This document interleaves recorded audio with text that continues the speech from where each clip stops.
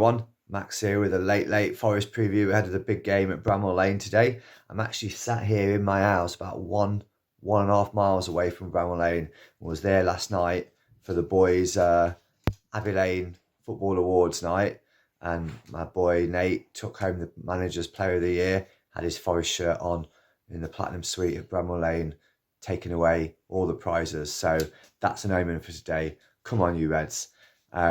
Sheffield United think they're on form. They think they've got some momentum. They don't have momentum. They beat QPR, one of the worst sides in the division. I think they lost like 14 out of 15 games. The only team they beat was Derby in the last minute. So they're shocking. Paul Mark Warburton. It's not fine margins, Mark. It's flipping oceanic margins that he's losing by at the moment. Terrible team. And then they beat Fulham, who've been on the lash all week. One of the worst Fulham performances probably ever seen.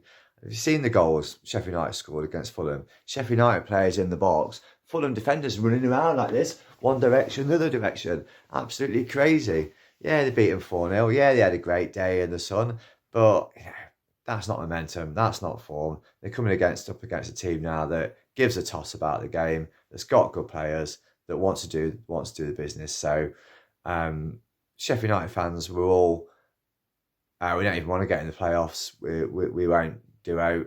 4 weeks ago, they've had 2 wins against nothing teams that don't want to play football, and they think they're all that.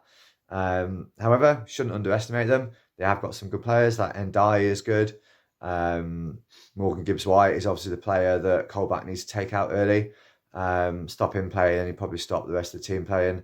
They're decent on corners and free kicks, but they know Huddersfield, who are probably the best team in the division at corners and free kicks. We got to give them respect. Not in the crowd, obviously, but on the pitch, give them some respect. I expect to see £20 notes waved at the scab chants and so on, and well played, everybody. But yeah, on the pitch, they are a decent side in the playoffs for a reason. We've got to remember that this is the first half of the game, and whatever happens today, whether we go out today with a win, with a draw, or with a defeat, it's only half time, and the most important 90 minutes or more is Tuesday night. But I don't see Sheffield United doing anything better than taking a 1-goal lead against us. I think we could easily take in a nice lead against Sheffield United into the second leg. If we play anything like we can do, if we play anything like we did when we played against them in the league at Bramall Lane, and take our chances, which we didn't do that day, but we murdered them at Bramall Lane, didn't take our chances. So, Sheffield United fans, famously fickle, worse than any fans you've seen. If you can keep them quiet after the first 5 minutes, they've sang the Chip Butty song, they run out of songs, they start moaning at the team. They're like, yeah, we'll start singing when you give us something to do. So I think really important is for Forest can start on the front foot, the crowd goes quiet, and then Forest can play. All you'll hear is Forest fans. All you'll hear is Forest fans all day.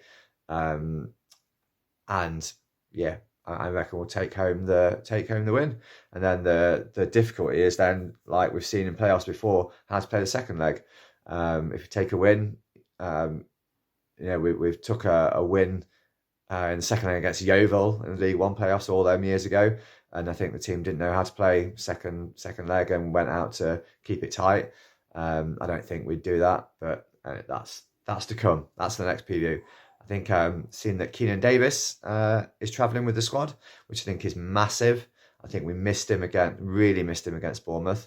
It'd be interesting to see whether he starts or whether he comes off the bench, because he really, really gives us that extra attacking, driving, running at them option, and also just holds the ball up superbly well. So yeah, safe travels everybody up there.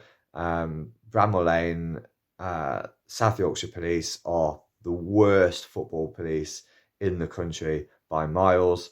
So if you do anything as look at a police officer when you're walking down Bramall Lane, you'll probably have you up against the wall filming you and taking all your details. So be careful, everybody. Be good. Enjoy the day.